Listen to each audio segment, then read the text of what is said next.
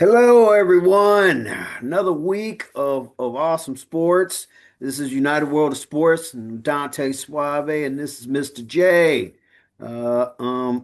Drew is missed Ooh, in his absence, but I got something to make you laugh because we both had. I just got a curveball that just popped up from Bleacher Report that I'm about to throw at you. Okay, all right. So here is the question. I'm gonna Okay. put it in the form of a question because when I heard him say it, not only did it make me laugh and make my day, but then that begged the question. If a player that you drafted ends up winning a Super Bowl somewhere else, should you be allowed to take credit? No. The reason why I asked that was because uh um Dan Patrick posed that on his show. He said, I wonder if the Jets would be allowed to take credit for drafting Sam Darnold. Which I instantly started laughing because I mean we are at a time where I mean we people want to do different things and that would definitely be different. So they could legitimately sit there and say, hey, we should get credit for Seattle Super Bowl win because if it wasn't for us bringing him into the league, you Right, wouldn't have had him as the quarterback. right. Not Yeah. thinking that somebody else would have probably drafted him and the 6 degrees of separation, he would have went somewhere else that might have developed him, but not might not have been in that situation where he wouldn't even been there. So Seattle wouldn't have won a Super Bowl. Everything happens for a reason. But just because you have a cog in that reason, if anything, you you were the reason why he turned out that way because you basically stripped him down to bare bones. And every place that he went after that fact rebuilt him into the quarterback that you see now. Yeah, especially San Francisco. He That's yeah, said San Francisco. San Francisco definitely. that time in San Francisco definitely like woke something up in him and he felt like that's where he made his change. And which is bad because like I was saying last night, I know they had Purdy and I know they had reason to believe in Purdy, but I mean, It at the nobody knows. right, Nobody knows the potential of right. what they have. They only can go by what the track record had been for it. Now, the team who should be you already saw semblances of the reaction to it, and I wouldn't be surprised if you see more. Is Minnesota? Which I talked about. You remember Yeah, I talked about yeah. it. We talked at length. I said this is not going to go well for Minnesota. No, it's And, not gonna and go. and you weren't wrong. The sad part was your defense was not wrong. Mm-mm. But I feel like where they went wrong was entertaining Aaron Rodgers because they basically felt like, well, let's pull Aaron over and then But he'll mentor JJ. You got but the, some, my question was you already had somebody.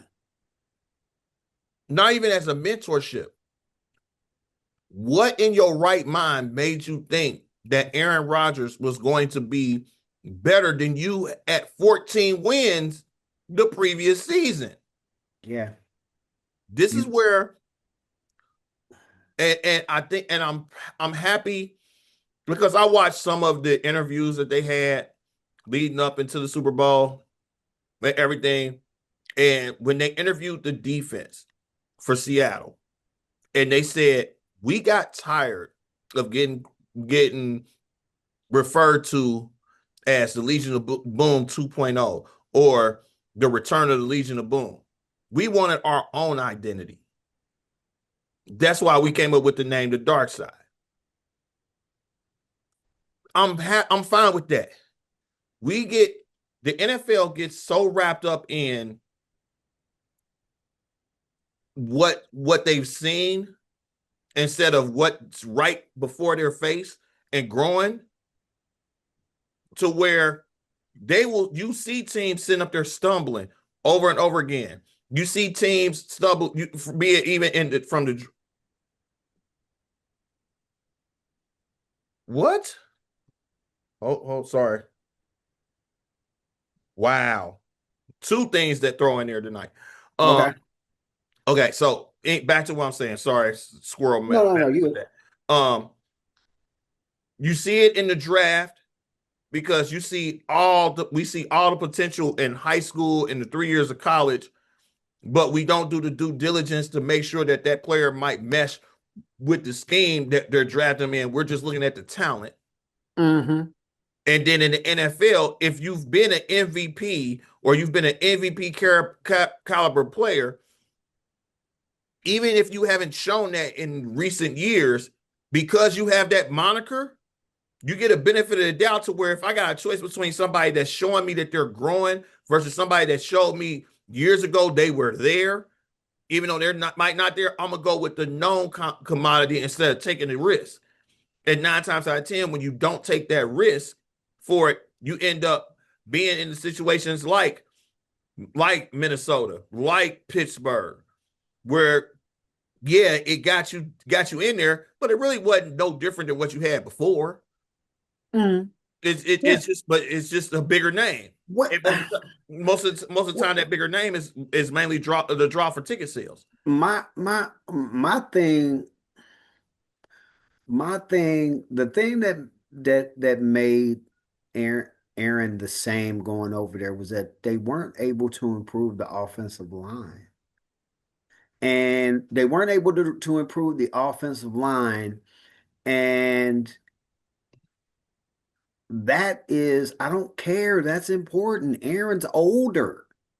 And Yeah, now the one thing you could say is this: he definitely did better in Pittsburgh than he did in with that 1 year with the Jets. If oh you yeah, actually compare the years, he yeah. definitely did better. Now, are there some things that could have I wish he would have had more confidence in Freiermuth earlier in the season. Hmm. But that comes from, to me, that comes from him. Bro, I get it that you Aaron Rodgers. Bro, I get it you the four-time MVP. You want to get married before the OTA start. Get married in the honeymoon before the OTA start. Get your butt in the OTAs, which But again, no, you can't do that because I'm older and I don't need all those reps on my body. I'm good I, enough to where I should can assimilate to anything. I'm I will. Aaron. Yeah, I will give kudos. I will once again give kudos to Minnesota and to San Fran that we weren't allowed to know the details yet, but as soon as they found out, they went, "Oh, okay, yeah, that's all right. Oh, We'll we we'll, good. we'll we good." But I'm but by not that time, Pittsburgh had backed themselves into a corner to where they had no choice. right. Uh, and my question is this: who do they have as coordinators? Not just the offensive coordinator, but like the quarterback coach, the people that's in the trenches. I need to know who these people are because it's been years since they've drafted any good wide receivers. They used to be able to draft good wide receivers. They had Emmanuel Samuel. They had Plexico Burress. Granted, he was a head case kind of Right. a problem, and They they always did. av- they always They average one steady wide receiver in one head case. Right. But as the years went forward, it got to the point to where they only had like one. Mm-hmm. And I feel like that hurt them. I get focusing on the defense. Defense is important, but you got to put some emphasis on your offense. They used to at least be able to have some pieces that you looked at like, oh, them some pieces, because they haven't had a really good. Let's be honest. They best running back since Jerome was Willie Parker and Le'Veon Bell. Yeah. So so I so that. that whole situation, there's that's more than just Tomlin. That's a who's hiring the coaches under him. If it was Tomlin, okay, then it was a good idea that y'all got rid of him. Because now I want to see what Mike McCarthy's going to do, who he's going to But bring in. McCarthy hasn't shown that he could do it with his time in Dallas. Now maybe he has a different ownership. He has a different ownership than the Dallas setup, so where he might be a little bit more supportive. But Because you have to admit he did good in Green Bay. So it's mhm, not like we don't know that it's possible that he could do good. And even though he didn't do great as good as he did in Green Bay as he did in Dallas, he Dak had some of his best years when McCarthy got there. mhm. So so there's we know what's possible for Pittsburgh, and seeing that the owners are not like Jerry, that kind of has me interested to see what's going to happen with it. I want to see what's But going to happen with the offensive line. I want to see what's going to happen with the quarterback room. it had And that's and that's and the biggest thing. and that's something that I found something juicy that that I want to talk about um concerning that. Uh concerning that. It just popped up during the Super Bowl last night. I don't know if you heard it. I'm sure you have. Um, with that, we might as well segue into it. uh, So I don't know if you saw, but there's some rumors going around that Derek Carr might unretire. And the article that I read, let me find it because I made sure not to get rid of it. There it is. All right. So this comes off of Last Word Sports. mhm. Um, Dave David Latham for Last Word on Sports, and seems that David Carr could retire and join a new team.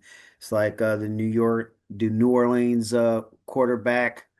Before obviously, before the draft, he retired, whatever, whatever. Mhm. And he's still under contract with the Saints. Will it have to be a trade? Right. So, so, so then they started speculating which teams could be open, which I don't think they put the guy that did this article didn't put enough teams there because um depend Well, depending on their ability to fix. Oh, I'm sorry, they did put one of the teams. I should have re-looked at all three teams. They put up three teams. Obviously there's going to be some teams that are not going to be up for conversation, like the Raiders and the Saints. the Saints. Other than that, I feel like they only put three teams here, but I feel like it could possibly be a little I don't wider. know because you start getting into.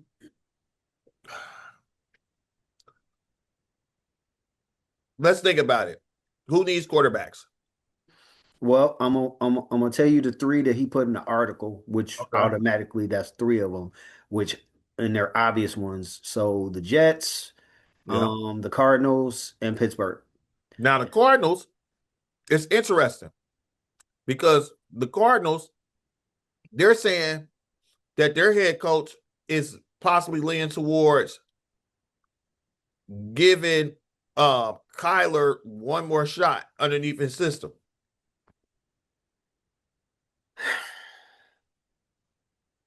It's not a Unless guarantee. unless he gets the Great Wall of China, get rid of him. The problem with getting rid of him, that contract. I get that, and me and you have talked about that at length, and I get that. But what are you holding on to? The fans want, and deserve. They're getting tired of being the Dallas Cowboys of the NFC West.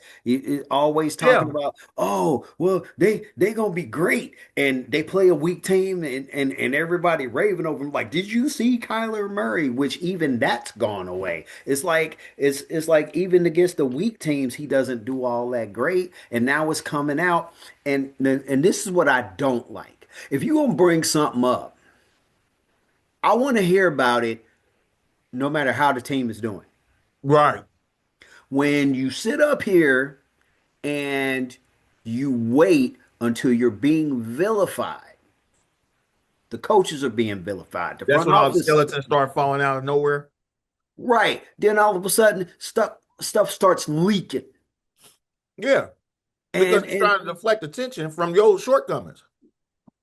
but and it's stuff and to me, the focus is still on you because if that's what they're doing, even in Baltimore, if that's what Lamar was doing, if he was basically making it where you couldn't practice until he showed up, you're the coach.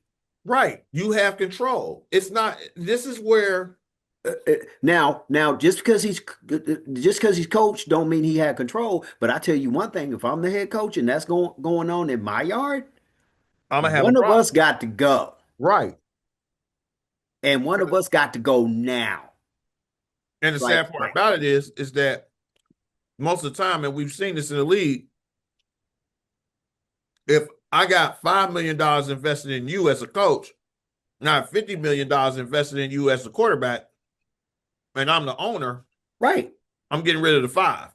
Okay, well, yeah, and that's perfectly fine because the problem at the end of the day was John Harbaugh caught a lot of flack for stuff that was never disproven. Yep. You could paint the narrative of whatever you think, but again, I think there might have been like maybe one player. Other than that, Lamar didn't say nothing to dispute it, which you would No. think he would be the first person to be up like, I don't know why they're saying that about me. I don't remember seeing or hearing anything. I don't know about you. I know you tend to be tend to get stuff that I don't. Yeah. Um I never heard, there was never anything, and I give that to Harbaugh. They never, it was never too much that came out of there that wasn't player driven about how things was ran there in Baltimore. Baltimore, for as much as the AFC North hate that I have for everybody, including the Bengals to a certain extent, um, you never though I always would give Pittsburgh and Baltimore their benefits of the doubts because a lot of their drama was player driven. And even when it was player driven for about maybe a news cycle and a half. Then it was gone. And the head coaches for both teams, I ain't about to talk about that. We worry about this, and this. They kept it on task. So when things started to leak out about what they were talking about with Lamar's antics and with the antics of the team, with that, that's when my senses and when we look back over this season with some of the things I started saying earlier on with some of those things, Harbaugh might not be there. And I started saying mhm. Tomlin might not be there because when things start happening that's against the norm of what you are used to seeing from those teams, that's when you start getting those spider senses tingling like they're losing control. Either their message is not resonating like it used to, or somebody above them that kind of taking their manhood a little bit from that control, or they didn't been told like, nah, y'all need to let this slide in order to appease them in order to make that work. And it started to build and build and build to where wow, that's why I was steadfast saying, no, nah, Harbaugh's probably gone. No, nah, Thomas probably gone.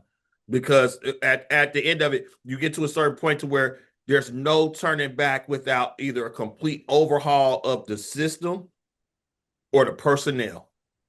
Mhm. And a lot of these owners are not overhauling the personnel, they're overhauling the system because the system's cheaper to overhaul. Had it been both teams, had it been if everybody was on contracts for Pittsburgh like Aaron Rodgers, Tomlin would have been back because you could have wiped out everybody carte blanche that you needed to rebuild through the draft, rebuild through free agency, and let it go. But one things that they kept on saying throughout the whole thing was that they don't want to call it a rebuild. They don't want to say they're rebuilding, they're retooling. It's okay to rebuild. Shit, we in Cincinnati. We done seen seven. But that and I get where they are coming from because at the end of the day, you know what your fans want. And if Right. you've been basically plotting, and but you always winning, so you keep them somewhat pacified. Barely Um, winning. right. And but the winning is keeping them pacified, is keeping is keeping the making it to the playoffs kind of quiets them down. But then eventually you go, okay, I don't have as much of the Parkinson's or dementia as you think I do. I need to quit. Y'all need to quit with this deja vu. We getting tired. We want a championship. We watching other teams around us dominate for years and do more than just make it to the wild card. And we are the Pittsburgh Steelers. And Right. we need to get back to what it meant for us to dominate. But like me, like I'll talk to you so many times, even when I first got to the school, if you stray away from the formula of what made you a champion, then not only is the coach to blame, but whoever else has been going along with this new format is to blame too. And that would be the GM Yeah. and anybody else, which I told you last year when Russell was there, that after I heard that hot mess about, oh well, he like Fields more than he like Russell. I'm like, get him up out of there before the season start, or else it's not gonna go well. And it didn't. No. Russell, for all the talk about Russell and his personality and the fact that people don't like it, you cannot mistake the fact that when he got to Pittsburgh and he actually got to start, he showed that as long as he was protected to like 60, 70% of a level, they were winning games. And they were winning games exactly the way Tomlin wanted. He wanted the offense to look like the defense didn't have to be dependent upon the win. And as soon as them injuries hit and the offensive line started going down, whether it was Russell or whether it was Darnold, it went downhill. And it's crazy because when you sit there, I'm looking it up right now. The they don't Pittsburgh didn't want to do a rebuild. Right. They saying they don't want to deem it as a rebuild. They just retooling. Yeah. How are you going to retool and you had the second oldest roster behind the Washington Redskins? What happened to Washington? Washington went to an NFC championship. What did they bet on? They betted on bringing in veterans, older veterans, to shore up their defense and letting their offense go ahead and do what they needed to do. You cannot sit there and have a team that's skewing toward the older side without having them. If you're going to skew to the older side, those older people need to be there as backups. They should not be your starters across the board because what Or ends up happening is that you going up against youthful teams that are faster, more responsive in there, And if they seasoned and they've been coached right, it's done deal. You're not going to be able to keep up with them, even if you were coached up in that prospect, because you're older. Jesus. And you look at the ages, they had the second oldest squad. Seattle had the third youngest, and New England was younger than them. Seattle's average age of their players is 26.3 years old. New England's was 26 even. Mhm. You can't Pittsburgh, there's nothing wrong with saying you're rebuilding because you can rebuild a structure with the old struts and just refurbish what's inside of it. Call it a renovation. You can't sit there and lock yourself in and say, well, we're not going to redo this because the fans are in there. Okay, I would think that Pittsburgh Steelers fans, and I know there's a lot of them that's probably going to watch this and they're going to beat their chest because here's the thing: the one thing that they hate now, when you sit there and say when you have those conversations with them, you'll sit there and say, okay, well, yeah, we're the Pittsburgh Steelers. We have 6 NFL championships. That rang true before New England passed you in both appearances and championships. You can't bang your chest because New England then got all of those since right before you got your fifth and your sixth. So it's not the steel curtain days of the 70s. It's not the it's not it's, if anything, it's a little bit better than the Bubby Brister era of Pittsburgh. Wow. And it's been that way for years. The Super only Tecmo thing Bowl. that you can't the only thing that makes it to where Pittsburgh is viable as that is their fan base and the fact of they are if you want to sit there, if you want to bang on the Bengals for being at least bang on the Bengals because oh they ain't won a championship, yeah, that's fine. But here's the thing about Cincinnati.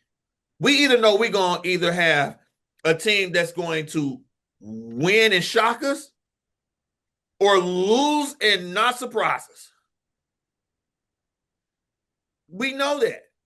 We don't sit up there and live in this Mendoza line of as long as we 9-8, we got a winning record. Woohoo! We still got our Right. 6 championships. That's what Pittsburgh has lived under. So now what? Now you're at a crossroads. You brought in a top of the line coach with one Super Bowl during this whole same time period that you was in. And what do you expect? Because you're going to have to retool. The offensive line didn't get no better. You don't know if your quarterback's coming back. Your wide receiver room, okay. You got Fryermuth. Well, I mean, And then as your long defense is still getting older. as long as you can get security, I don't care if you have to hire a special security detail like DK. I don't care who it is. I don't care what stadium it is. Somebody try to beckon you over to the stands, you are not allowed to go. But that's common sense. You're a And football player. I know, yeah, but it unfortunately it's a catch 22 because you go over there thinking that the fan just want an autograph, and you just, you're trying to be nice, and Not then, during the game. uh, yeah, Not during the game. I get It's that just, argument too, but I get that argument too, and it's but not a kid. If it's a kid, yeah, go. You can go over there and go do that. It's a freaking adult, you got to be careful with the kids, right? because Because you don't because know if the kids is a I plant.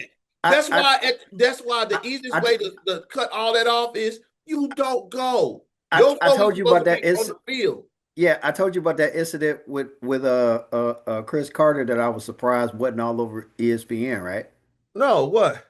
You remember when me and Golden Goddess went to the combine a couple years ago? Yeah. So this kid was sitting there across from being Golden Goddess, and he was trying to get um Chris's attention, but Chris was talking to the players, Hmm. and he wasn't really paying nobody. The kid was screaming loud, so he can't say he didn't hear him at all. And but bottom line, he wasn't paying attention to him. And then he yelled out the following phrase: "Randy was better."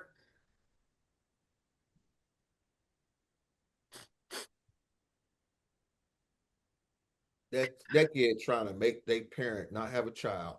I don't and you know what? That is the exact reaction that he had. I don't know if he was fully aware because of the distance that he was talking to a kid, but the next words that came out of his mouth were not kid friendly at all. I believe it. And the funny part was I freaked out because I'm like, oh crap. And I had just put my phone in my pocket. Second time in my life that something big happened where I had my phone out and I could have been recording and I had just put my phone in my pocket. It was that moment and the Method Man Redman concert.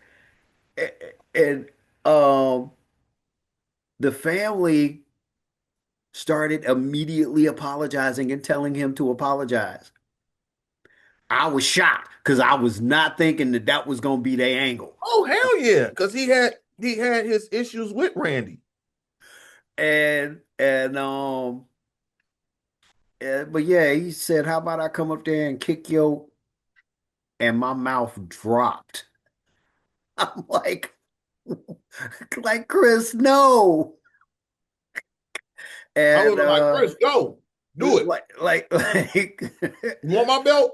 I, I thought for sure. I was so surprised, and I believe I told you that when we got back on Monday. I was like, I was totally shocked that. No, I told you on Tuesday because y'all wasn't there Monday, Yeah, we went there on Monday. and Okay, and you know what? I do remember that story. I do remember, and I remember I, looking like, oh, I and nobody was got on tape. yeah, no, nobody had it on social media. Nobody typed about it on social media. You didn't hear a word about it, and I was completely shocked. Especially with the way that you know how stuff like that tends to overshadow stuff, and I was expecting That it. would have been that would have been B area news. That Yeah, wouldn't have been lead off if he would have if it would have been video footage and like he would have actually like went up in the kid's face in the parent's face. That would have been A level. B with him just saying that they would have let it slide, but it still would have been wow. Chris, right, if you're watching it, hey, thank him for not having his phone out because right. I mean I know I you wouldn't ain't have doing nothing. posted it, but I still kind of wanted them. Whoever. Oh God, and maybe that was God looking out for him, like he's about to not have one of his best moments. Put your phone Mm-mm. away. It's like, And the but Lord yeah, said, "Don't but mess with him." but but but bottom line, and when we get to Seattle, Colin Cowherd, obviously he was pumped, he was beating his chest about Sam Darnold, and to be fair. Like me, to be fair, he was going more in depth of like completely in depth of Sam the person as well as his skills that Mm-hmm. that are kind of hard to see. But my thing was if you got a crappy offensive line, I will defend you to the end. Now, once the offensive line get better, if you don't eventually progress and grow out of which you technically became, then that's when it's like, okay, I can't defend you. So like a Geno Smith situation, like, oh, I can't defend you at this point, bro. You in a better spot, better offensive line. You supposed Yeah. to you supposed to showcase your skills. This is your time. This is your moment. And naturally, from what he said, that people was all online, just they were trolling Geno's like, dude. And you remember what I said when we was talking last week? I said stuff like this, the details. This is another example that's gonna hold back black quarterbacks. That's gonna have everybody pissed because they're gonna catch amnesia. But when you can bring in another quarterback, Yeah. especially if he's not black, and they play and they do better with what you had, it's gonna set you back. And you could still be like, well, that's not fair. And you're not wrong. But you got to still look at the facts for what they are. And until brothers start stepping up, like Nico, I mean, not Nico, AJ Stroud, AJ, CJ Stroud Uh-huh. is gonna have to figure something out. So because right now they are the flag bearers for scrambling young, talented quarterbacks, and the owners are looking at this. The GMs are looking at this.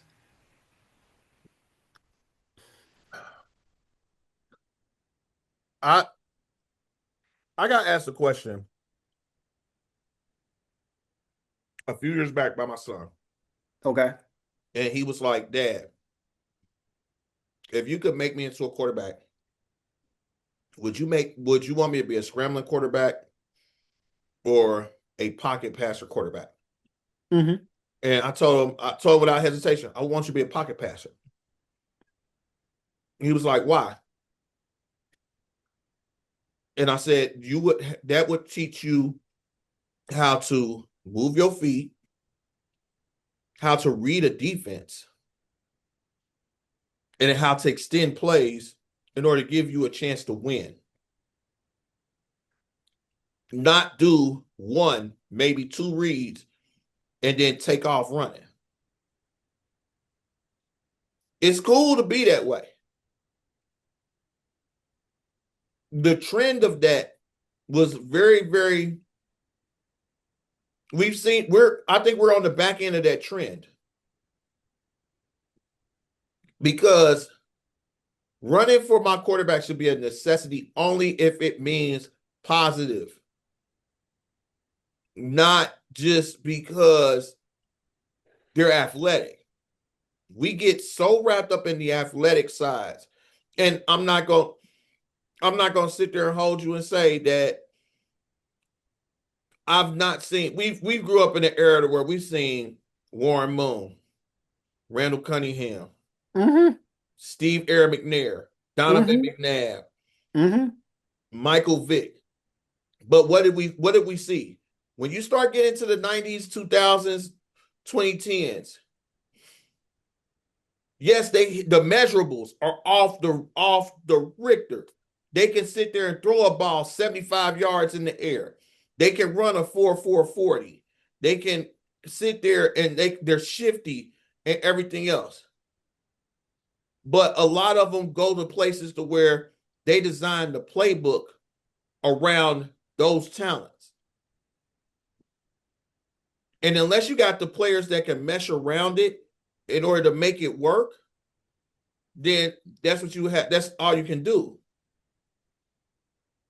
But with the other parts of it, when you're sitting there and you're trying to do the other half of it, with that, you can't when you're sitting there doing that, you can't turn around and say, all right, here's my playbook. You need to learn this and be ready to go by OTAs. Most of them, when they come back, they be like, okay, I didn't understand this terminology. Okay, I don't know what this is. If it's not diagrammed, and that's the part that gets lost in this. You see when this based off of just their pure ab living and athleticism, they strive. But when it comes down to, okay, let me sit back in the pocket and sit there and decipher if it's a two deep safety with one high, the other one's coming down as a spy, and the corners are in a zone, in a three-quarter zone underneath it. Where's my out? Where's my hot? Where's my deep zone buster at? They looking at you like, what? Huh? Huh? What? And the saddest thing about it that I also blame a lot of the coaches and a lot of the owners for not understanding it. And to me, would be the easiest way for me to sit there and get people to be able to assimilate to whatever I'm doing on either my offensive plays or my defensive. Hmm. Use Madden. A lot of these players sit there in their spare time, sit there and use Madden. You can build your own playbooks and your own plays in Madden. Have you have all these different. Mike McDonald was a intern for the Baltimore Ravens for 12 to 14 years ago. He was the person that was sitting there making sure all the booklets was together with all the playbooks. You think that in this day and age, you can't sit there and have somebody that has some type of gaming knowledge sit there and input all your plays in this game into one playbook and save it and sit there and say, hey guys, you want to learn the defense? Here's all the plays that we run. Run it on Madden. Run it as yourself. See what you can do in order to these aspects of it. See how you would read the defense that's coming at you for it. I bet you a lot of players would sit there and would be great at film study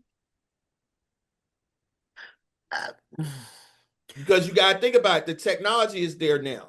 Because even if you don't use Madden, you can sit there and use it on the tablet to sit there and show them the plays and have it to where they read the terminology, and you can have it to where you train it to say, okay, this is where the play is right now. What's your read?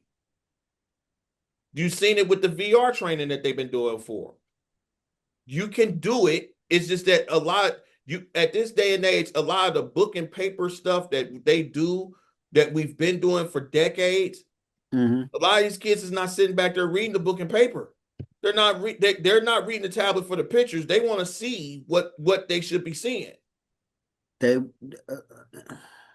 and I get that, and I get that they want it's the convenience factor, and I get that, and I think the convenience factor stands in the way of the foundation. True. And at the and this is what needs to be understood. At the end of the day, you still need the foundation. If you don't have the foundation, then you having convenience, it's going to all fall to naught. Right. That's why to me, when I look at it, I can respect talent, but what is that talent getting me? Right. Where is it getting me? You can have all the talent in the world. If I'm not going anywhere, then it's basically useless. How I tend to pattern myself in terms of um when I'm trying to do things. If I set out to do a basic mission, and I know how to, and I do a basic mission, or I have a specific goal, or I'm doing Uber and I got to go out and I got to get a bill paid. Okay, I got to get a bill paid. I can get it done in this many days. I'm gonna have to drive this many hours. I got to get out there and get cracking. If I get it done earlier, fine. If if I get it done earlier, great.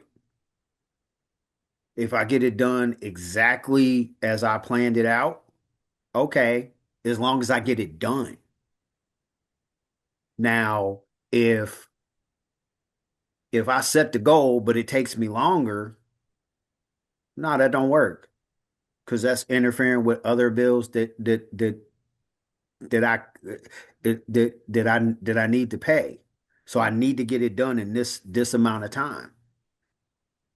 And I need to get it done between this time and this time so that I can come home, get rest, try to do some stuff in this realm and then, end my day and go to sleep.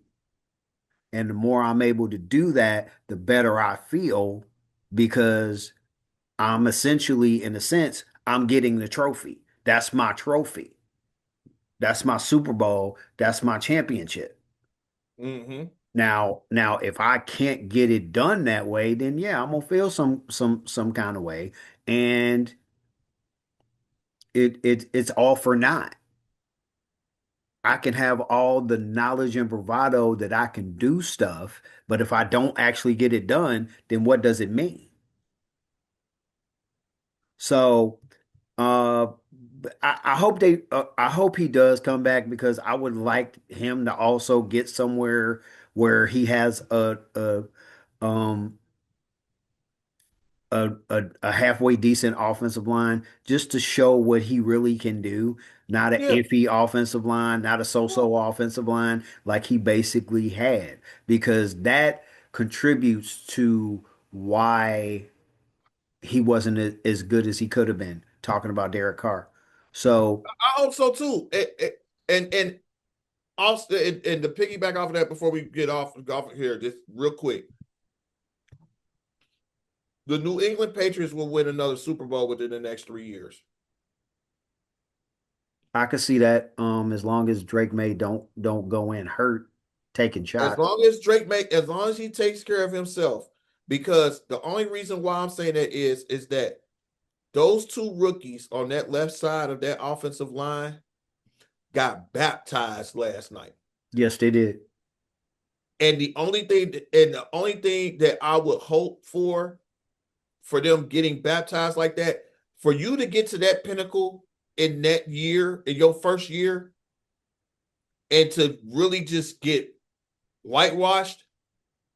Oh, you're going to know that you're going to be shown getting shoved back into your quarterback repeatedly, get knocked on your butt, even when you got a holding penalty. Ran past him. Spent Ran, most of the night running past him. ran past you where you couldn't even grab them. That would be my motivation for the rest of for this off season and for the rest of my career. I never want to look that bad again. And the biggest thing that they have against them, they have going for them, is the rookies. So ain't one way to go from up. Had that been some of these veterans that keep on getting signed to multi-million-dollar deals, and that would have happened to them, they would have been up there like, "Oh, you wasted the money. Oh, Right. you're a bust. Oh, you wasn't worth it." For these rookies, nobody expected for them to go up against the dark side and win. They're Right. not Luke Skywalker, Right. and And Obi-Wan is not going to come save them. right. And so basically to put it in perspective, the years, all that dominant time that the Patriots was winning, that's basically what the team, what this year's team was. It was a team that shouldn't be where they are, and yet they got there. Mm-hmm.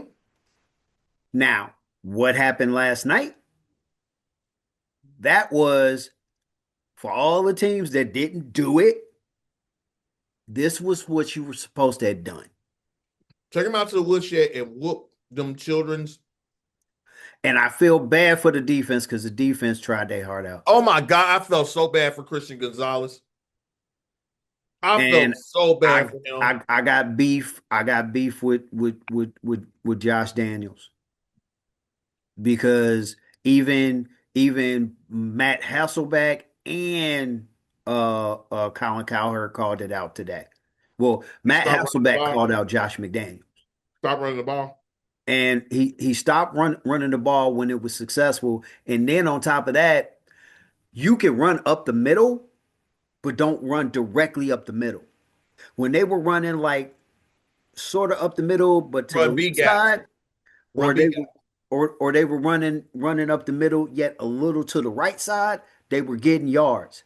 The only other yards that they were getting more yards other than that was when they were doing the toss passes out to each side. out to the flats. Right. And but yet you spent most of your night doing that. You kept calling plays where and you know this is my beef. I talk about it almost every week. If you know your line don't have time, why Why in are you God's taking 5 step name are drops? you sending everybody 10 and 15 yards Yep. up? And Both of now their touch. and don't get me wrong, Drake May don't get a pass. No. Because in the first half, the difference between Drake May and Sam Darnold was taking the check downs. He was taking the check downs. Yeah. Yeah. It's It it, it, it was Walker and it was Darnold taking the check downs. Even when Seattle got pass happy, he was taking the check downs. And the offensive coordinator for and Clint Kubiak was leaving him more than just Walker. He was giving him mm-hmm. Walker. He was giving him Barner. Mm-hmm. He was giving them 2 check downs and 2 deep routes. Right. And that's what when we talked about this last week, I sat there and I said the weapons that Darnold had, if they came to play, it would be cool. Did I expect for Walker to do what he did? No. I expected for him to get some yards. I did not expect for him to gas New England like that. But I I honestly believe that had the play calling been different on New England side and the defense hadn't spent so much time out on the field with the constant three and outs, I mm-hmm. honestly believe that what you talked about, it would have been that. But the Yeah. longer I watched and the more three and outs I saw, I said the defense is about to wear down. The question is how soon? And here's the crazy part when it comes to that. I took a snapshot. I didn't send it to you because I know you're against gambling with that. But it, it was a Super Bowl. So I was like, I got $20. Let me see what I can do. I placed one bet before the game and I placed one at halftime, right after Gotcha. halftime. The one that I placed after halftime was, let me pull it back up to make sure I got this right, was Seattle with the money line. So basically, Seattle to win outright. Walker to have 150 plus yards rushing. And Jigba to have 4 catches. Cup to have 5 catches plus. The over-under to be 27 and a half. Travion Henderson to have 30 yards rushing. And Ramondre Stevenson to have 30 yards rushing. Uh-huh. When I placed that bet, the only thing that had cashed out at that moment was Cooper Kupp. Cooper Kupp was at 4 catches. He got 2 more to get to 6. Good job, Rams. Yeah, he's really old. Yeah, yeah. The only thing that did not hit off of that bet was if that touchdown run by Kenneth Walker at the end of the game wouldn't have got called back, I would have hit that because he would have had 173 yards rushing. Mm-hmm. And then Travion Henderson and Ramondre Stevenson not hitting 30 yards rushing. You want to know why? When I placed that bet, Travion Henderson was at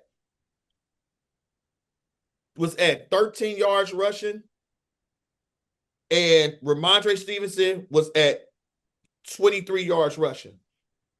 Guess what they ended at? What? 13 yards rushing and 23 yards rushing. Well, yeah, because it got to the point to where they completely once especially after Seattle got that touchdown, it was all Drake. But when I made that bet, was right after halftime when Travion broke off that run to get those 13 yards. Yeah. And then Ramondre ran for like another 6 right afterwards. That's what made me sit up there and say, okay, they can run and still get the 3 yards. I mean, get to the 30 yards each. I would at least thought they would have got that. He stopped running after that. Yeah. And it didn't make any sense. You're going 3 and out. You have to give your defense a little bit of time to breathe Uh-huh. because Seattle was not going 3 and out the entire time. Right. Even if they were just getting field goals, they were going on drives. Yes. And And that was because even though the defense, you could tell that the defense was getting tired, they were still playing their hearts out. Josh McDaniels did what Josh McDaniels does when he does not trust his quarterback or what's being presented to him. He over coaches. He outthinks himself. He always sits there and thinks that I'm the smartest person in the room, what my plays, what my thinking should work. And it never does. Look at all the losses that New England has had in the Super Bowl. Look at his time when he's been coaches of other teams, and he's always tried to outsmart, thinking he was smarter than everybody else. It has not worked well. And if he would have just sustained the ball control at least a little bit, it would have softened the blow. What are you making that face for? Because I wonder if it's one of the stories that just popped up. Maybe. Quick hitters, Uh, quick hitters Diggs. with Cardi. Mm-hmm. The breakup, or are they coming up with reasons why? Yeah, well, the breakup, and they supposedly telling what happened. I haven't seen what happened.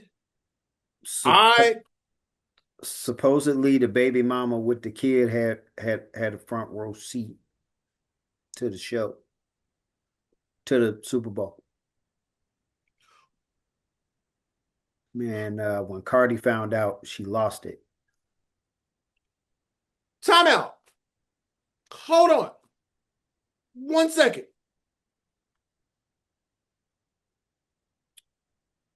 So you're upset that the baby mama and the kid had a front seat, but you were in and nobody knew you were in the halftime show.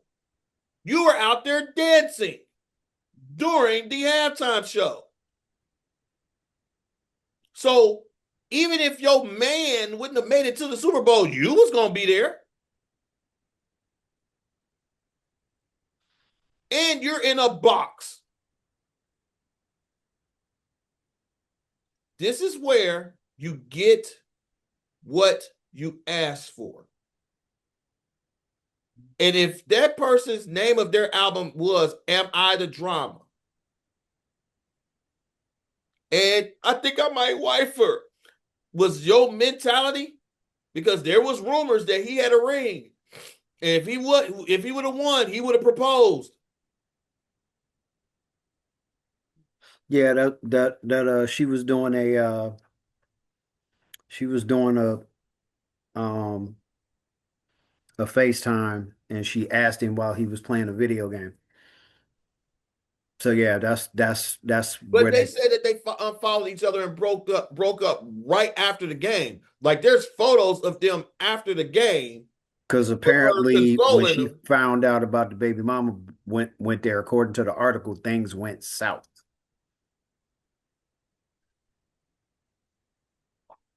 I guess you get what Uh, you asked for. right now, I don't know how he rolled, but if The man they said had 3 kids. Had 3 kids on the way at the same time as hers. You know, this is part of the reason why I don't do the gossip, the TMZ gossip rag stuff, unless it right, is something to where somebody's been seriously injured, getting locked up, or did something blatantly stupid that risked their freedom. When it comes to the relationship side, I'm not even being funny. Y'all both hoes. What's the point? all right. Now, okay, now this was spicy. I should have told you about it to give you a chance to look it up. But if you want to kind of look it up now, um, did you hear about or did you see live? Because I didn't see it live. Um, because I think I had the show on, but I didn't have the volume up. Which one? So I would have missed it regardless. Where Rodney Harrison, and it's not, he didn't call out Tony Dungy. He called out all of the people that voted. But the soundbite that they posted with this article, I got questions. Now, I should be able to just play this and you be able to hear it. So we're gonna play it real quick. But when you come on the committee, you're taking Teddy. Do you vote for Bill Belichick? Jack, I'm not going to disclose that. When you come on the committee, you take an oath that you're not going to discuss any of the debates, anything that happened there. I'm not going to put any of my teammates under the bus, who they voted for, who I voted for. Here's the situation, okay? In this category, coaches, contributors, senior players, there are five finalists. You could vote. We voted as a team. Our group voted. Roger Craig got the most votes. I stand behind that as a teammate. That's how we voted. But here's the problem. We voted for three people. There are two other slots available. Bill Belichick definitely deserves to be in the Hall of Fame. Robert Kraft deserves to be in the Hall of Fame. L.C. Greenwood deserves to be in the Hall of Fame. Ken Anderson deserves to be in the Hall of Fame. And we've got two slots. But because of the change that the Hall of Fame made 2 years ago, none of those guys got in. And it wasn't because of us. People think that we voted against Bill Belichick. We did not. As a matter of fact, if the vote, same exact vote, had taken place, same totals 2 years ago, Bill Belichick would be in, so would another deserving Hall of Famer. And that's why I'm upset. That is not right. What I would say, Coach, is any list that doesn't include Bill Belichick at the top is absolutely wrong. And a lot of those players that we mentioned, they're great players. I played with Drew Brees. I played with Adam Vinatieri. But there's nobody more deserving to be in that Hall of Fame than Coach Belichick. I've seen his Not greatness. listening. I've seen him design defenses to stop your offense. Not listening. And huh? He's not listening. See, here's this is me being me, and you know how I am. Uh-huh. A lot of people are yelling and complaining about the process of selection of the Hall of Fame Uh-huh. without knowing what the rules are for the selection for the Hall of Fame. And my thing was this. As soon as I heard what Tony said, my brain went, what rule changes? Now I'm imagining that one of the rule changes the amount of people that go in because I for some odd reason I felt like the number went down. I'm looking it up now, but I thought it went rules for selection of Hall of Fame. Okay, so the Hall of Fame for the NFL. The Hall of Fame receives nominations that does not make them. Any person, including elite members of the selection committee, may nominate any players, coaches, or contributors. Okay, if you're nominated for the modern era Hall of Fame, a nomination is not a vote for election. The Hall of Fame selection process includes multiple steps, which includes nominees in which the nominees are scrutinized. The Hall facilitates the procedure of reviewing candidates with the selection committee. Following a screening process that reduces the original number of nominees, typically in excess of 150 to 50 plus ties, the selection committee reduces the list to 25 semifinalists, followed by a later vote that reduces to 15 finalists. At the annual meeting shortly before the Super Bowl, the finalists are scrutinized even further by the selectors, who, after a thorough discussion of each finalist, will reduce the list from 15 to 10, then from 10 to 7. At that point, the selectors cast their final ballot. choosing 5 of the 7 remaining finalists. Those who receive at least 80% favorable votes will be elected with a maximum of 5 and no fewer than 3. Should fewer than 3 finalists receive 80% of favorable voting, the finalist closest to that figure would be elected. So that is your modern era. So that is how Breeze, Kuechly, Vinatieri, and I forgot who the other person was. Oh, and Larry Fitzgerald got in. That's your 4. Now, how are coaches, contributors, and senior candidates chosen? This is where Belichick, Kraft, Ken Anderson, L.C. Greenwood, and Roger Craig them all fell into that category. To ensure that older players whose active careers have been completed at least 25 years, as well as coaches who have not coached for at least one full NFL season, and those individuals who contributed to the game in ways other than playing and coaching will be considered among the modern era players candidates. A coach blue ribbon committee, a contributor blue ribbon committee, and a seniors blue ribbon committee have been established. Each of these committees is made up of 9 members, most who are also members of the overall selection committee. Members of the selection committee are provided a preliminary list of eligible nominees. The list, which is compiled and sent to the selectors, includes carryover nominations from the previous year, first-time eligible candidates, and nominations from any outside source. Selectors are polled multiple times before the final list of coaches, nominees, and contributors are determined. The respective blue ribbon committees will reduce its list of nominees in those categories to 9. Semifinalists each fall in the each semifinalists each in the fall. In October, the coaches blue ribbon committee and the contributor blue ribbon committee will hold their annual meetings to put forth one name each for consideration as a member of the Pro Football Hall of Fame. The senior blue ribbon committee follows the same procedures and timelines as the coach and contributors committee, but it may recommend up to 3 candidates for election each up to the hall each year. In advance of the committee meetings, selectors are provided with detailed biographical information on the candidates. Although the coach, contributor, and senior finalists will be presented to the full selection committee, their election to the Hall of Fame is not determined until the full committee meets and votes.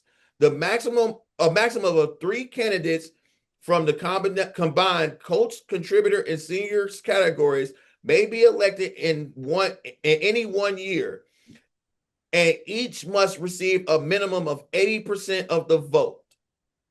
So, what comes to my mind is, when did we start hearing about people not making it to the final vote? Way before we got to the Super Bowl. So way before we even got to the votes for this. So you cannot, Rodney Harrison cannot sit there and put them in comparison to Drew Brees, Larry Fitzgerald, Adam Vinatieri, and Luke Kuechly getting in there, because that's a whole separate process than the seniors committee that had Kraft and Belichick all in there. Kraft and Belichick was out before they even got to San Francisco. So the question becomes, and this is where Tony Dungy has to save face.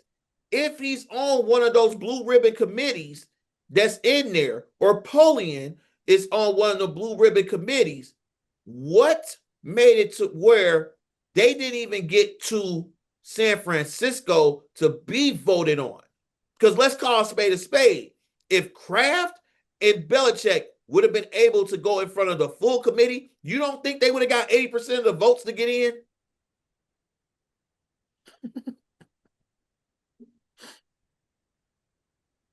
That's the question. And Tony Dungy is playing it the political role. He's playing it to where, and Polian said the same thing. I voted for him. And okay, so then that means out of the members of those committees, and I forgot, I thought I saw how many was the each of those committees is made up of 9 members. So you mean to tell me in the coaches committee you couldn't get 6 out of 9 to vote for 6 out of 9 to vote for him? Are you telling me in the blue ribbon committee you couldn't get 6 out of 9 to vote for Kraft? This is where the petty part comes into play. Because who is Dungy and who is Polian tied to? Who was the chief rival of the daggone of the Patriots during that time frame? Colts. Indianapolis Colts. Who directly was affected from Spygate and Deflategate? The Indianapolis Colts. Now, Well, more deflate gate if you really wanna if you want not really Spygate. the Spygate was going across multiple teams, and I thought Indianapolis was one of them.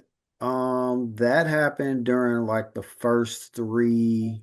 Spygate happened during the first three Super Bowls. That was when Indianapolis and them was going at it. That's when Reggie Wayne and Marvin Harrison and Edgerrin James was there. Yeah, but Deflategate is when it really hit the fan, and Deflategate was just to help Goodell save his job. Right. But either way, what is the number one thing in a democratic voting process if you have any type of instance to where you could possibly be influenced because of direct interaction with said defendant that you're trying or said electee that you're going up against? What do judges do if they know the defendant? They recuse themselves. What do any type of voting, anything with voting to where you can be directly, you're not going to be unbiased in your choice. What do? You recuse yourself.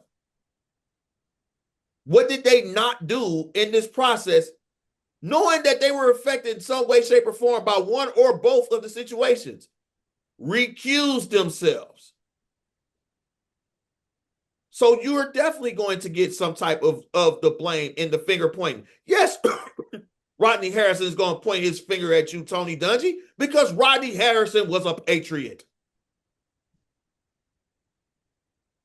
And if it was two things that we knew during that whole time frame, is somehow, some way, the number one game during that season would be Patriots versus Colts every single season if they didn't make in the playoffs, and that might have been the second time.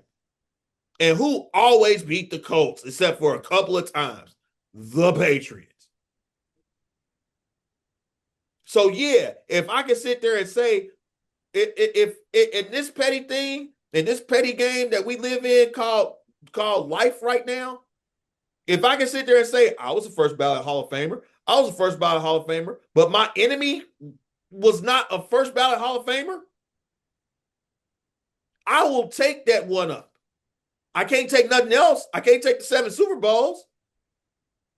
I can't take the wins, the accolades, anything else.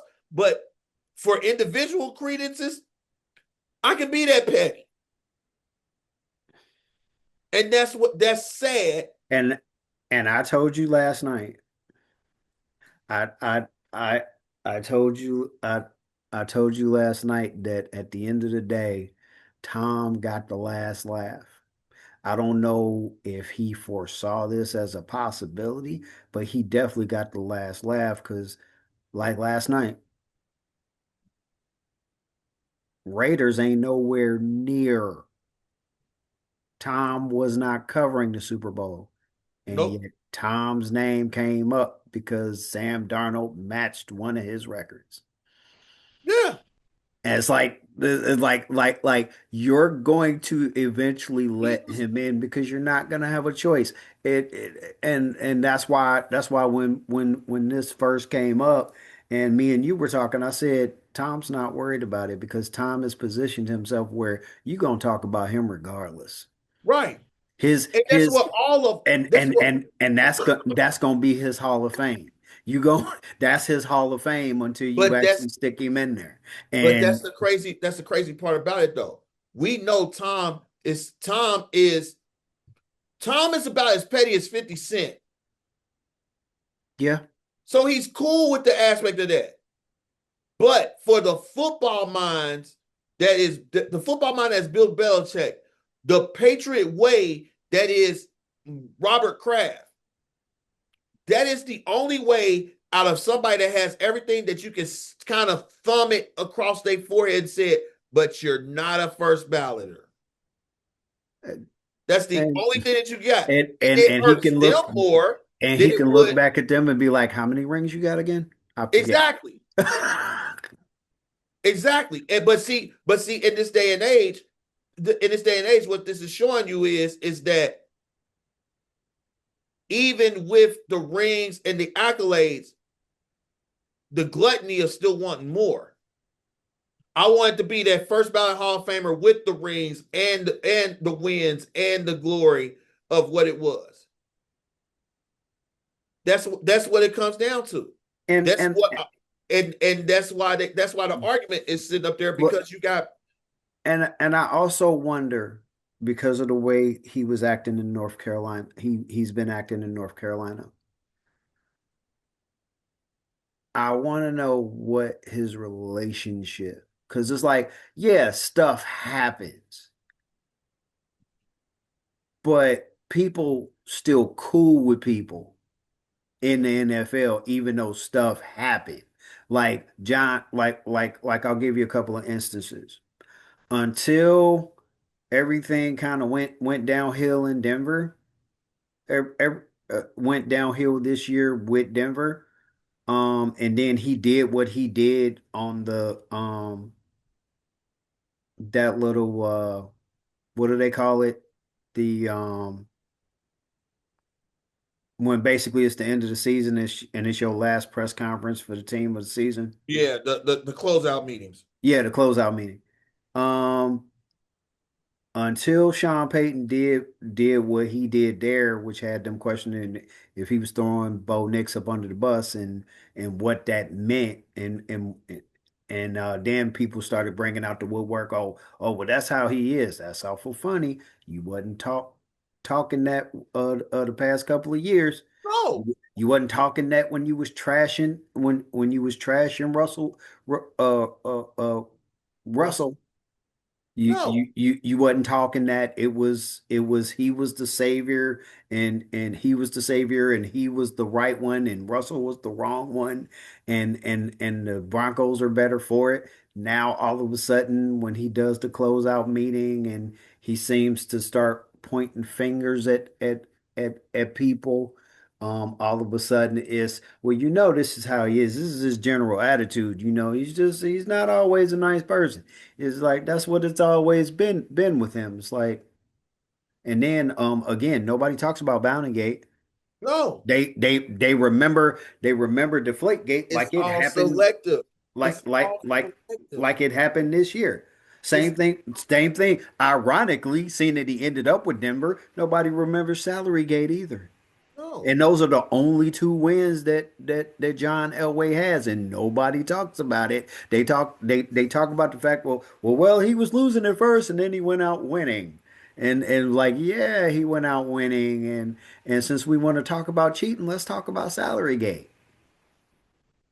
And And it's sad because we don't, it's not like it's never gonna happen. This right, is not gonna be yeah, a, if anything, if anything, I feel sorry for LC Greenwood and Kent Anderson because they've been lost in the shuffle of everything that was going on with all this to where they can't get picked.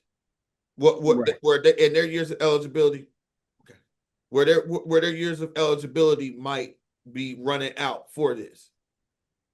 Because if you don't get the correct percentage, I don't know if you can come back on. So they might never make this Hall of Fame with that. Bill Belichick then will get there. The craziest part with all this is that unless there's transparency, unless we get to a point to where everybody's in there and it's like Star Search or or the, shoot, yeah, like Star Search, where you sit there and you watch the percentage go up while everybody's clicking a button, sitting in a chair or sitting in a room. You can even do it like it's the Deal or No Deal, where they behind the shrouds. You don't even see the people that's up there doing it, and they all hitting the button, and you just see the tabulation of it come up there live in order to see what's in there. Until it gets to that transparency to where it's not behind the smoke and mirrors or the rooms with the hidden rooms where somebody with a suit just walks out with an envelope and says this is the winner of it. It's never gonna be. It's always gonna be some type of feeling with that, and then with the egos that's involved in it right now. That's what the Hall of Fame has really became. The only the especially in some of these, because the four that got in, they deserve to get in. And then Roger Craig, if you had told me that Roger Craig wasn't in the Hall of Fame, I would have never thought that. Because you got to think about it. He's the only member besides, I think, John Taylor, too. But I don't know if John Taylor made it to the Hall of Fame. From those 1980s San Francisco Giant teams, I mean, not San Francisco Giant, whoa. San Francisco 49er teams, I wonder, is John Taylor a Hall of Famer? I don't think he is. He is. He got Really? in 2024. No, he's not. He's not. He's in the Bay Area Sports Hall of Fame. He went in 2024. He Oh, went okay. into the San Francisco 49ers Hall of Fame in 21. He is not in the NFL Football Hall of Fame. Well, I mean, that one, I'm not too bad about that one. But you would have, but before now, if you would, okay, you knew Rice was in, you knew Montana was in, you knew Walsh was in for it. Is Seaford in there?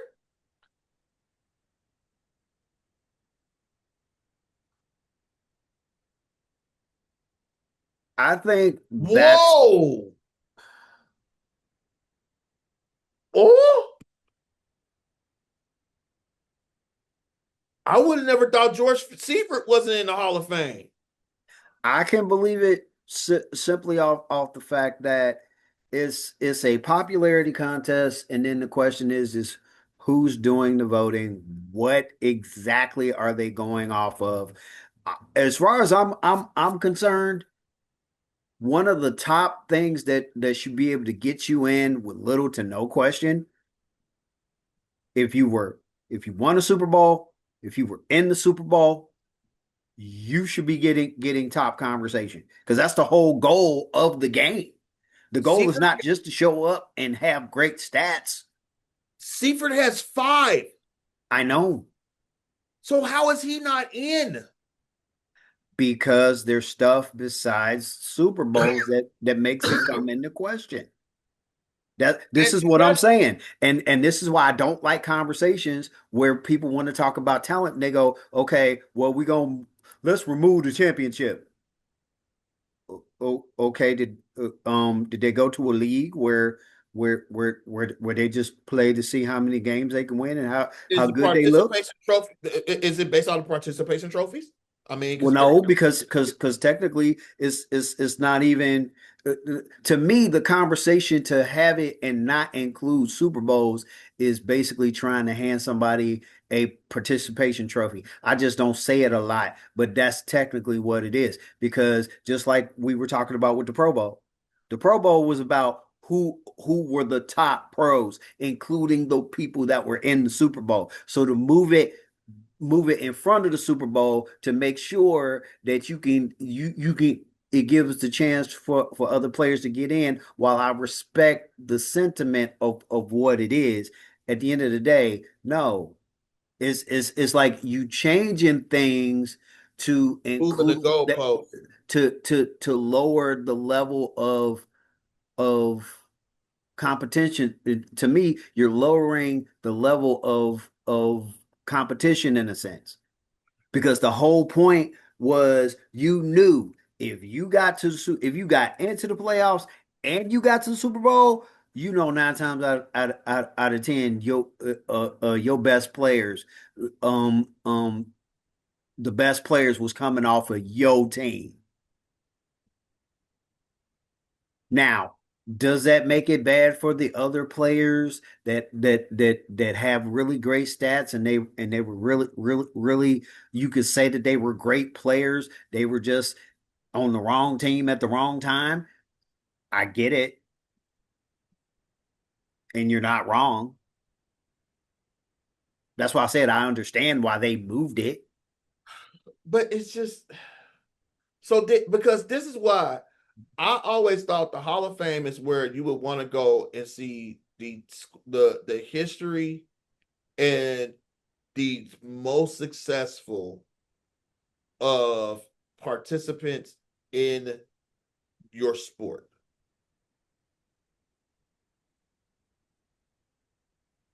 John Taylor, I can see why John Taylor's not in there. Why? No, I'm just saying, just 2 time. I think they said he was only a 2 time. He was only a 2 time Pro Bowler. He was a member of the All '80s Decade Team and 3 times. See that? No, never mind. If you got picked to be All Decade, you should automatically be on the short list to get in there if you want a Super Bowl. Yeah. But this is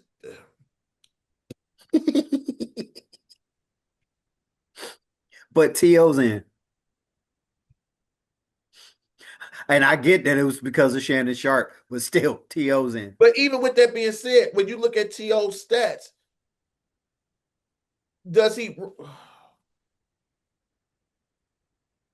Remember, he like second or third all time. That's what people go to is whenever I hear it's but look at his stats, but look at his stats and look how talented he was.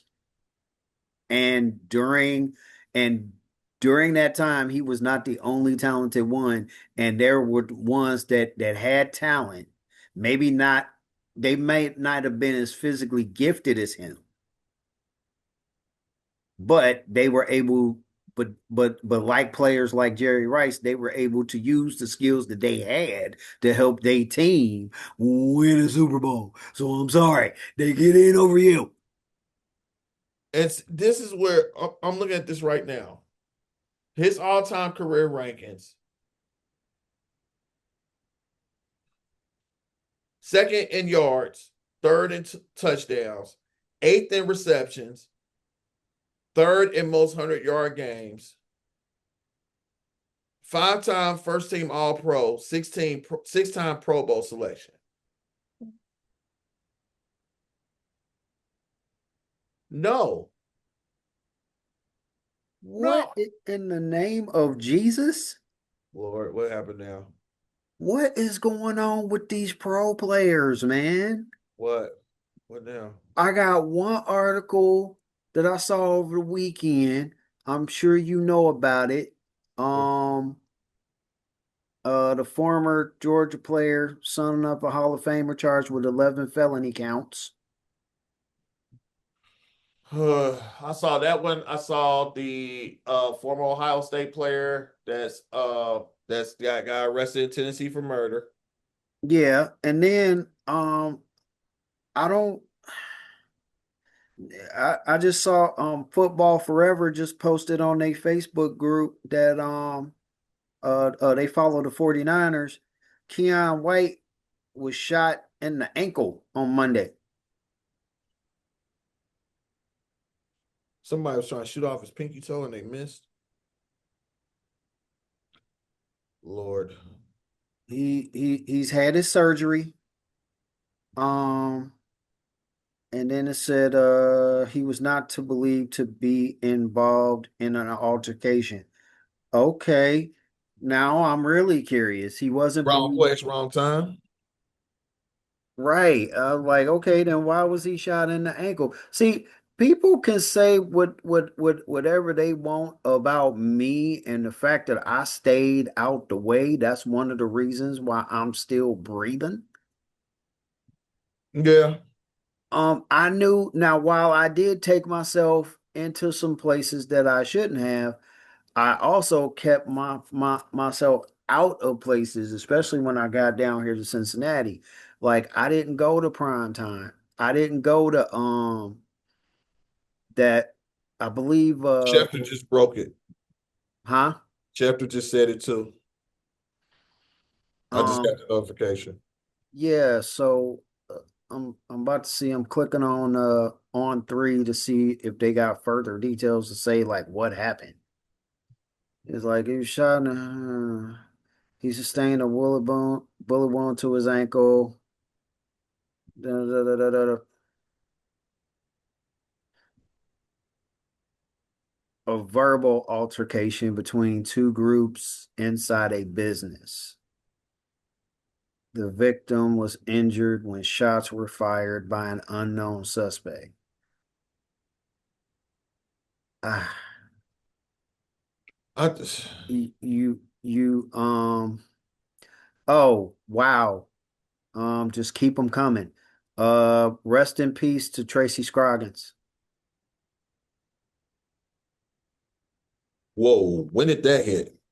While I was scrolling down this page, apparently Brian Jones from on 3 Goats page. He posted it to he made an article about it and posted it on his X. Let's see. Yeah, I was reading that article and I started scrolling down and then I saw it. But the reason why I made the face, here's my main point. People don't want to be labeled and looked at a certain way, but yet they don't know how to stay out the way. No, And I just don't. I It's I, I I try to don't watch defend. my mouth as much as I can when I'm out. I try to watch, and people say, "Oh, you being a punk, you being a punk. Don't let nobody punk you." No, you're not being a punk. You just know that we live in a society to where if we react to anything that somebody else says and somebody takes it the wrong way, we have to understand that in that sense, this is a possibility that could turn into an assault, a shooting, Or damage to or your reputation. damage to my reputation, or arrest. Yeah, and God forbid if all of that falls into Happens play, at once. which it usually does. Right. So And it kind of makes that roll off of there with that. right, and it just It the that, that ties into some of the ones that the quick hitters that just came across for me that I was making the faces for. First one that I had, where to go, where to go, where to go, where to go, where to go. The Alabama player for college basketball has uh, is now back off the team. Broke at 640. He can no longer play for Alabama after a judge's ruling. judge ruled what? He's no on he's no longer eligible to play for Alabama this season as his injunction has been denied by a judge. So the temporary injunction that allowed him to be able to play was denied in final hearing. Okay, and what did he do that he was having to go through all that? He was filing an injunction because the rule stated that once you sign any type of professional contract, you're not allowed to go back to amateur status to play. So Okay. he filed for an injunction to allow him to play while it was heard in the courts for Yeah. it. That's why he was able to go out and play for the few games that he could at Alabama, which looks bad on Alabama because you knew there was a possibility that this was not going to work out to your favor, but yet and still you tried to use that situation to try to bolster your team, even if he was coming off the bench during that time frame for Hmm. it. And you probably took a scholarship or took a position player that was on the team out in order to put him in for it. So that's not a good look when it comes to that. And then with the temporary injunction, you fight an uphill battle as is. And I wonder is this going to change the other ruling that came out with the I forgot what his name was. It was another player that came back that was a G League signing that's went tried to go back that's either went back to or is in college. Is that going to revoke his status for it? Which I'm with everybody that's been saying the same thing. Once you decide that, oh, I'm not going to go to college, I'm going to go pro, be it the G League, overseas, wherever else. You cannot tell me in what way, shape, or form are you allowed to come back and say, you know what, I changed my mind. If you already signed that check, you already took that money, you already put on that uniform, there's no take backsies. And it seems like it's this every time one of these things happen goes back to the lack of institutional control for the NCAA, who's supposed to monitor and put out the daggone directives for institutional control. But this was a situation that they had control over until they got vilified. So like And the I NF, get that. But so like the NFL, because you've seen this happen with the NFL in the rules. And they still trying the one thing you can get at NFL is that you, you can see where they're trying to clean it up, but you also see how difficult it is because of the result of them giving in to to um giving in to the masses. but see, It's you, hey, y'all, it's just a bunch of slave owners, Colin Kaepernick, which I was gonna do until I actually read into it and saw what the article said. I I had plans on doing an article I saw about Colin Kaepernick, and then I started reading it. And I'm like, nah, I'll talk about it, but not here. That's just not because it wasn't what it got my attention because of the name, uh because of what the article said the name of it was and made it sound like what it was about. And then I started reading and I'm like, that's not what that was about. Um, but but the only and I get what you're saying. They should still be trying to get some reins on this. But here's the problem. If they start getting some reins on this, then people gonna be mad. Oh, why no, you but doing see, that to them kids? Why no, but what that's the problem. It's not kids. It's not kids. That's the thing. I cannot sit there. The NFL, if you take it into two buckets, let's look at the NFL, let's look at the NBA. okay, The NFL, you have to play 3 years of college. You have to be 3 years removed from graduation before you eligible from high school graduation before you eligible to play the NFL. There's smart. no other place for you to go besides the XFL, UFL, whatever they're calling it, in order to get any type of seasoning if you're not going to college it to go in there. But if you're not in college, they're not even looking for you in the UFL. It's not like you got professional coaches going down to high schools looking at players. Hmm. So the NFL in their bubble and the NFL, let's be real, And whose fault was that? when it comes to the NFL, No, when it comes to the NBA, because that was a It was that the Players one Association. that one got started because once again somebody Ooh, was being unfair. Somebody said that they was being what the unfair, fuck is and going on tonight? that the players should be allowed to come out and make money for themselves and their families. You remember this, right? Uh-huh. This is the beauty. This is the beauty of my show. We are allowed to get real here. And I'm gonna keep it real here, even if I understand why something was in place. But at the end of the day, it's a bad idea because you're putting number one, you're taking, don't sit up here and vilify why is the NCAA using their power? Because you called them slave owners, you called them dictators, so now they're not dictating, and now you're mad that they're not dictating. So you And were it, mad when they were dictating, now you're mad that they're not dictating. Same thing with the NBA. You're mad that they was dictating. Now you're seeing the ramifications of what you put in motion because you kept coming with your pitchforks and your fire,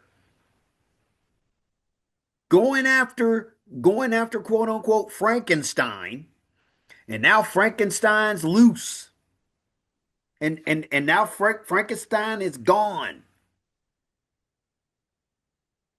Frankenstein is down. And now you got utter chaos and nobody to stop Dracula. it's crazy because even when you look at it for the NBA with it, okay, the NBA went and they established the fact of okay, we're gonna go to what was it? We're gonna go to the G League. They came out with the rules. You have to be 1 year removed from high school in order to go to NBA. You can sit Hmm. out the year or you can go play be a one and done. Then they said, okay, we're gonna get rid of the one and dones. We're gonna make it to where we got a G League team to where if you don't want to go to college, you can go to the G League, you can play in there, you can make your little money at a minimum in there for it. You can make that work, or you can go overseas for a year. Hmm. That wasn't developing people. So then No, it ain't. now that team, It ain't developing people because you letting them be who they want to be. You letting them be who they want to be. You're not right. setting a standard, and you're giving them money. But that was the whole premise of the whole idea beforehand. Once we give you money, you can't go back to college and play with the college kids. And So I and now I don't see anything wrong with that. That is, um, you probably just got the same blast that I just got. no, I got an issue with one of my bills I got to take care of when the show's done. But and if you honestly sit down and you honestly listen to all these crazy arguments, and you can see the points of contention and why the arguments are going down. But at the end of the day, it's not gray. No, there's no gray area. But It's you're gonna it's have it's to not make gray. You can make it gray. gray, but you're gonna have to make it black and white. Because at the end of the day now, what you're doing is that you're going to what's gonna end up happening is that you're gonna have a 5-star recruit that is ready to go to let's call spade a spade. You got a 5-star recruit that's ready to go to Duke, getting ready to sign his letter of intent, signs his letter of intent to go to Duke, and then you're going to turn around and have a overseas superstar that had got an offer 4 or 5 years ago to Duke that reaches out to John Schreier, and if John Schreier sits there and says, you know what, I want this player, you're going and you ain't got that spot available. You're gonna go tell the 18-year-old 5 star, I'm not gonna take you because I got a 24-year-old who has been playing overseas that's seasoned, coming back to play for my team for a year. So it gives me a better chance of me winning a national championship. You're gonna see a lawsuit from that 5 star player. Because if he has an NIL deal, if he has everything that was tied to it, and he just got screwed over for somebody that's already went off to go make their money as a professional, what's the difference? That's what's gonna make it come to a head. It's not gonna come to a head no time soon because right now they're making up the rules as they go. But when Mhm. it affects something directly to where you're going to have where somebody sues because they're losing a scholarship and NIL opportunity because somebody that's already went off to go do their bidding somewhere else decides all of a sudden they want to come back, they're going to nix it. They're going to sit there and be like, no, they ain't good. Nope, we good. All right. It, Um, did you have anything else you wanted to talk about before we move to college, and then we end it for the night? okay, real quick. Quick hits that just came across. David Njoku has announced that he is not going back to the Cleveland Browns. Not shocking. He was their number one weapon besides their running game. So now they look. Now there's going to be a big tight end free agent out there on the market. That's going to be interesting. Second one that I had, well, second and third. Clint Kubiak has been announced with a 5-year deal as the head coach of the LA Raiders. Not shocking there. Now that's gonna make things interesting because they were talking about that on Colin Cowherd. That's gonna make things interesting to see what are we gonna see out And of Darnold. Now, obviously, he's gonna be oh, good, oh, but that was the other one that just popped up. They're going to hire internally to move up. They're not going to go outside the team. So yeah, their but quarterbacks what coach is if probably going to move over to be their OC for yeah, Seattle. but what if he gets poached by I Kubiak? think that's why Seattle's going to act now. They're not going to wait until Kubiak gets a chance in order to go do it. They put that out like as soon as they announced that. The next blurb that I got was Seattle is hiring within house in order to replace. Should hear an announcement soon. And I don't think that he would. I don't think that he would be that messy in order to do that. He unless it was somebody that was trusted right next to him. I don't think he would be that messy to pull. Hope not, but I mean, it does Weird happen, shit has man. happened. We already know that. Yeah, And then the last one that I had, where did it go? Where did it go? Where did it go? Where did it go? Bleacher Report is reporting there is a new group that is forming from Dallas to team up with Mark Cuban to buy back the Mavs. not shocking. I think with everything that has happened, for ownership group to only have it for 2 years and cause so much dysfunction in Dallas, it yeah. I think Mark Cuban is probably kicking himself right now because he shouldn't have never sold. I know he wanted to spend more time at home. I know he wanted to get out of the game and everything else for a little bit, but, Hmm. but he was still a part of the game with it. And he's taking a lot of collateral damage because of it. Yeah, it's time to clear it. I don't see anything substantially able to build off of that once it comes in there with that. That's just it's sad to see Dallas fall apart the way that they have, especially with the trade deadline coming across and seeing where that went. Yeah, But it is what it is with that. So those are right. my quick hits. All right. Now, obviously, we talked about it Saturday, so we're gonna talk about it some more. My two of my children had a North fight. Carolina, I'm only razor. Right. Two, Girl. two. two of my All right, children. that helicopter. There was a battle in North Carolina, and Duke didn't want it enough. I'm sorry, they didn't. What they started doing in the second half and started doing down the stretch, they got further and further away from what kept getting them the lead. And I'm getting so tired of these damn threes. Um, because to me, that was part of what kept giving the opportunity for uh North Carolina to get back in the game. That and they got away from making sure that North Carolina didn't get more than one chance at uh at scoring. When they let they big started to slowly take over the second half. That was to where they weren't getting second and third chances at the rebounds because everybody made sure that there was more than one person down there to try to come down with the ball and keep it away from North Carolina and only get them like one shot opportunities and then getting back down. They took away their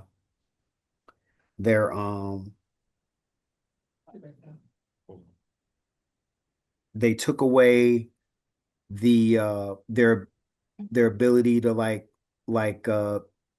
to advance in transition, which kind of took away from North Carolina at the beginning. But then as the game moved forward, it became more about Boozer versus North Carolina than it did the team versus North Carolina. And to me, that's what ended up being their demise. I hope they watch the game and they see what they need to improve, including not putting everything in the hands of Boozer, but using all of your players. And if they have to sit his brother down because maybe he's a little too three happy, then do it. But Like, that's how he's been. And it's I always thought when the Boozer brothers came in, they were equal. They are not equal. And that's terrifying because I thought for sure when they said that they was recruiting both twins, I thought they were recruiting both of them to where they were gonna be team 1 and team 2. They're not. And that's not and I and know Cameron was the stronger one of the two, but they're too hit or miss. you still have to play like it.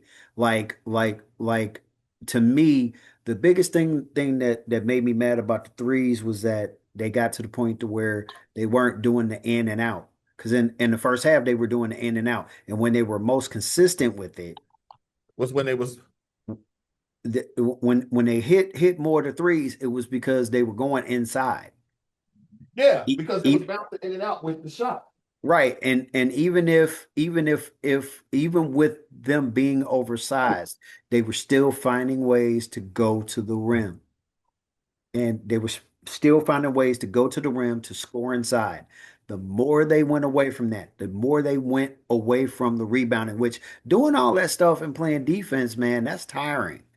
Oh yeah. And and and so I get why things kind of fell off. The ball stopped moving, and it got to the point to where not only did the ball stop moving, but then the ball was staying in the hands of Boozer, and then Boozer was taking on any and everybody. But ain't isn't and I'm not even being funny when I say that. When I say this. Isn't that Duke's MO? Didn't used to be. Think about the last few years when Well, they yeah, had yeah, yeah, yeah. When I say it didn't used to be, I'm mostly talking Coach K, but I get what but you're even saying. with Coach K towards the end of it. Zion. Yeah, that's when the one and done crap started. And I was mad at every one, which speaking of, I said I was gonna do this today. I'm gonna do a quick hitter since I didn't do it while we were talking about the NBA. Grayson Allen. I haven't watched him the entire time. Mhm. But I've been watching him here recently because I've been getting to watch some Phoenix games. he has turned into the player that I now understand why Coach K stuck by him even through all that hot mess he was doing when he was at Duke. I And never thought that he wasn't a good player. I just thought that he was the Marcus Smart of Duke. When Marcus Smart was out at Marcus Oklahoma. Smart, Johnny Manziel, Yeah, or something like that. I've been watching him here lately, and I'm now okay. I'm now okay that he played for Duke. I'm like I'm sorry if you ain't it, you ain't it. And but I wanted to put that out there. Be transparent. I've been, like I said, I've watched like at least within the past couple of weeks, I think I've watched like at least like two or three um Phoenix games, and I have liked how he looked, and I now understand why. I'm getting a better understanding the more I watch Phoenix of why Phoenix is looking so much better post Durant years. yeah. Is and they looking nice. They got a nice team. They got to Yeah, they work. got they have a nice team that's going that once they get it once they continue to develop and grow with it. It's just that I think it might be too little too late right now for them to really to be higher than a mid tier in the West. Right. So it's not because especially with all the trades that went on during that time frame and how teams then tried to swap and develop and do anything. It's not the West seems like it's more open Hmm. because it seems like OKC can't run away and hide because San Antonio seems to have their number, but don't seem to have the number of anybody else. And injuries too. Right, and injuries. And that's the biggest number one killer of a dynasty is injuries. So it's not I can't sit there and say that they are to the point to where it's going to be interesting going down the stretch after we get through this weekend with the All-Star whatever. It Yeah, is. but yeah, back to the Duke North Carolina game. I was disappointed in Duke because they should have had that game from the offset. I totally forgot that the game was on. I'm not even gonna lie. Yeah, It sucks. I was mad that I didn't wake up early enough because I wanted to be home by the time that game came on. I was Um, I wouldn't have been no matter what. But once I saw that it was on, I was getting the updates. I set it up to where I was getting the updates for it, and I was like, "Up, North Carolina's about Hubert Davis about to screw this up." Wait, no, he's not. Wait, what? right, Wait, right. They definitely got different players. Oh yeah, good Lord. Yeah. I don't know what was going on or what was in the water down there in North Carolina, but I got to do it again. This time I got to do it for college. I've had a chance to look over a few games of my Wolverines, and I will say this. I still stand by what I said when you was at North Carolina, um, Elliot Cadeau. I don't know what they put in the water that made you look like what you did. It might have been the fact that you and other guard were so talented that it might have affected some things. I definitely have seen the change with you going over to Michigan, and I like it. yeah, yeah. The hardest part about being a fan now is gone are the days to where unless it's somebody that you know is built, they growing with their years of experience for it. The years of knowing that you're gonna see a Stackhouse and Carter and and the stack teams of superstars at a Duke, at a North Carolina, at a Michigan, things like that on back-to-back seasons, that's gone. If they feel like And they're not and it getting was gone even before the one and dones. It was guns. gone even before because the coaches had to the coaches used to be able to run their teams like drill sergeants. Right. in the And army. now And as they changed that narrative, so did the changing of it changed everywhere. It changed in parenting, it changed in sports, it changed at work, to where you had to now not everybody adheres to it. But for the most part, that's at least the premise of what it's supposed to be. And the jobs yeah, that give into that the yeah, most are where you yeah. Don't be see back. She just came back. the most downside to everything, in terms of the success I got of the of the teams, the sports, and you. everything, whether you want to admit it or not. Um, the talent the talent is not the same. It's not the same in that everything is just out in the open and clear and understandable. And we arguing over we like parents. It's like you got the people being hard calling it what it is, and then you got the other ones want to be like the mama, like, oh, but that's still our baby. Look at our baby. Mhm. Our baby okay. And then when he's not successful, then even mama looking up like, well, baby, I know I know that, you still my baby now, but you didn't live up to it. And daddy like, well, had you just So called I so had you just called a spade and left it at that, instead of being worried about how the person was gonna feel, instead of, hey, I'm gonna call this out, but I believe in you, and I believe that you can do this, and now I just need you to show me and show yourself. And and then boom, there it is. This is what we have. You have chaos. You wanted chaos. You wanted less authority, which leads to chaos. Ooh boy, that looks chaotic right now. What's up? Xavier down by one to St. John's. Yeah, they were just up by three. Yeah, yeah. It just popped up on my time saying game alert. This is under 5 minutes. Oh God, yeah, Yeah, yeah, Xavier did had a lead for a minute. St. John's, I don't know if they riding too high off that they win are. against UConn, but they better get it together. They've been kind of inconsistent all season. Now, I know part of that is because they don't have I know, God, what's his name? I want to say his last name was Store, that was there from last year. He's gone.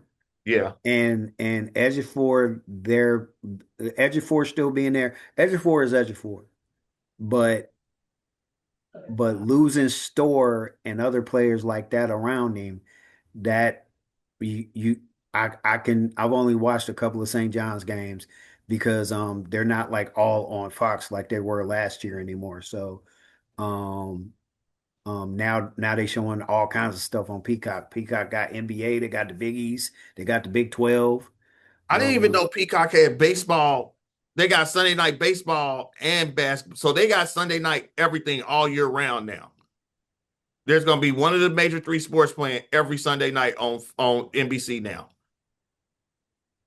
Yeah, and that's gonna be good for me, as long as I keep it paid. So God um darn it! No Steph in the All Star game. he hurt.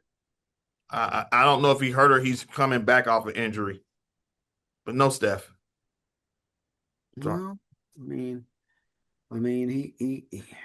as much as I hate to say it, he can use some downtime, because oh yeah, I watched his documentary last night. That actually was really really good. yeah, speaking of that, I'm gonna message you about a previous idea that we had that we still haven't done yet, to see if you're still interested in doing it. But um did you watch any other games this weekend? I did not.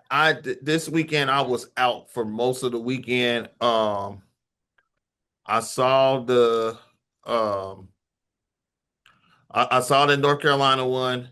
I did, and that was it. It was pretty much North Carolina, Dude, I saw the back end of that one, and then I watched the Super Bowl. I was not sports this weekend, and it wasn't because I intended not to be sports.